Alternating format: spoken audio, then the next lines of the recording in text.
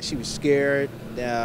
She was really worried. Eric Wayman Jr.'s wife and 2 young children were in panic mode this morning when they saw their street packed with police and surrounded by several armed CERT team members around 8 o'clock this morning. Police set up a perimeter around the 1000 block of Sterling Place in Lancaster Township and launched negotiations with the alleged suspect barricaded in a home. The original dispatch was that he was armed and that he had threatened the female with a gun. The team suited up and armed themselves with protection. Certain neighbors were evacuated from their homes. We just saw the commotion and just started heading towards the action. Got as close as we could, finally got yelled at to back off. I've never seen anything like it. Police say the suspect was alone in the home. No one was hurt. A big relief for police who say it was important for them to be there and be prepared for what could have been a very dangerous situation. It's one of those things that's dangerous anytime that anybody threatens somebody with a weapon, and of course we need to make sure that the entire community is safe, that the neighborhood is safe, and that the nearby residents are safe. All of a sudden I seen a fireman with his hazmat outfit on. A startling image for electrician Hendrix Jackson. I asked him, I was like, what you doing in here with your mask on? Jackson was working inside of the Lancaster County Welfare Assistance Office Friday morning when emergency crews evacuated the building. All the employees, they left purses, they left jackets. Police say an office employee found a suspicious white powder inside of an envelope in the mailroom. Everybody that may have had contact with the powder was transported to Lancaster General Hospital for decontamination. Police say all 6 patients are symptom-free. About 200 employees were bused to nearby Brightside Baptist Church as several fire, police, and hazmat crews blocked off the area and tested the suspicious substance. We have absolutely no idea what it is. All we know is that all the tests came up negative. Lancaster City Police Sergeant J.D. Schaefer says the powder will now be sent to the FBI for further testing. Within a few hours, a scene that attracted the attention of local neighbors was cleared and everyone was allowed back inside the building. Hendrix Jackson says he's relieved that emergency crews took the call seriously. These days, since 9/11, it's nothing to play with. When it's time to go, it's time to go. In his career as a Jeopardy contestant, Lancaster native Brad Rutter has won more than $3.2 million. In fact, he's never lost a professional game, and he's in the Jeopardy Hall of Fame. Now, occasionally, he comes back to Lancaster to visit family, and we met up with him over this Memorial Day weekend at a place that holds a very special spot in his history.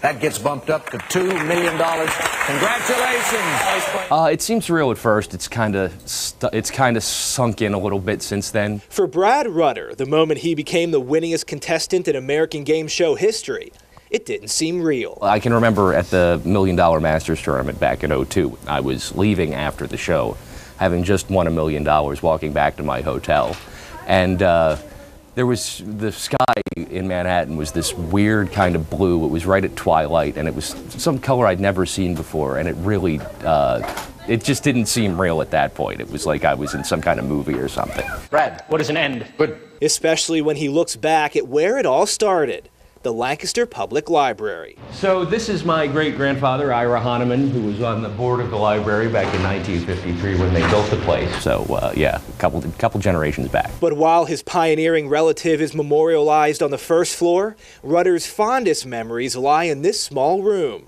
on the second. I used to come here every week, and I'd take a big stack of books home and would just plow right through them, and it was really the highlight of my week was coming to the library. It is here, in the kids section, among these simple books, that Rutter sparked his love of knowledge. I couldn't get enough. At the time, this small-town Lancaster native had no idea the information and studying techniques like flashcards that he acquired here would be used to make him famous years later. Way to go. The most important thing is just to be intellectually curious and follow the news and enjoy learning things. When I was getting ready to go back on Jeopardy in '05, I just lived right down the street and like a block away, so I would hang out here all the time. Brad, what is IKEA? Yes. But now the man who made history in his mid-20s spends his time in Los Angeles, auditioning for commercials and films. He recently shot a new game show pilot he hopes will be picked up by a major network within a year. Hopefully I want to act and host full-time and, you know, looks like I'm well on the way to doing that. Rutter has come a far way from the free public library his great-grandfather helped build. But no matter where life takes him, there's nothing like being here. Proverbially, it's where the heart is. Brad, what is home? Home, you got it. Lancaster is and has always been my hometown and always will be. You do what you have to do as a single mom. That's what I did. For Christina Kogan, a single mom of two, life has been a challenge. Ever since her divorce, she has struggled to simply give her kids what they need. So 5 years ago, she walked through these doors and applied for welfare. What was it like the first time that you had to walk into that office? Scary. You're dependent on other people. What if that assistance wasn't there for you? I don't know what I would do, to be honest. I mean, it's critical for a lot of people. So critical, Kogan is still collecting. The Lancaster native is in nursing school and hopes to one day free herself from the system. But she admits living a life off the government can be comfortable. If you're going to get something for free, are you going to work for it? And it kind of like sucks you in. They feel like they're hopeless. They feel like they have no alternative. The welfare system sucks you in. Yeah. And it's hard to get out of it. Yes. And it's not hard to see why. For this story, CBS 21 researched what government programs are available to a single mother of two, making $19,000 a year. And what we found was incredible. Our family would be eligible for nearly $15,000 in free daycare, another $13,400 for Head Start and Early Head Start. More than $7,100 in housing vouchers, $6,500 for weatherization projects, $400 to pay heating bills, $480 a year for a cell phone, with an extra $230 for a landline. And they would get $182 in free legal advice. This family would get more than $6,000 in food assistance, another $6,000 in medical assistance. The mother is eligible for $5,500 in Pell Grants for school, with an additional $12,000 for the Education Opportunity Grant, SMART Grant, and Teach Grant. Our family would also get $6,800 in tax credits, and $1,900 in withholdings would be returned. Added up, and this family can get more than $81,000 in free assistance. This isn't the American dream. Matt Briette is with the Commonwealth Foundation, a government watchdog group which emphasizes a safety net, not a safety hammock. When there are taxpayer-funded programs that can give you the equivalent lifestyle of a middle-class family, why would you have an incentive to go to work? Have you seen that?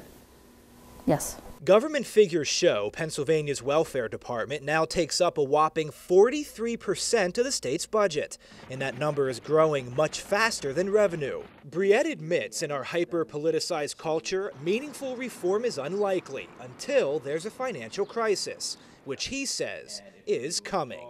It simply has to. We simply don't have the money. The only way in which Congress works, the only way in which Harrisburg works is that we reach a crisis. So there's going to have to be a reckoning. Do you see it that way too? Will this system only be corrected when it crashes? Gary Alexander is the PA Secretary of Public Welfare. That assessment is probably pretty correct. Alexander says it's math. The current system cannot last. The state's welfare budget has gone from growing 11% a year to 7%, but he admits that's just kicking the proverbial can down the road. We're headed for a cliff. And we can't afford it because we don't have enough taxpayers. And that has been Alexander's focus, adding more taxpayers by diverting funds to job training and away from free stuff. But he says many necessary reforms can't be made due to regulations from Washington.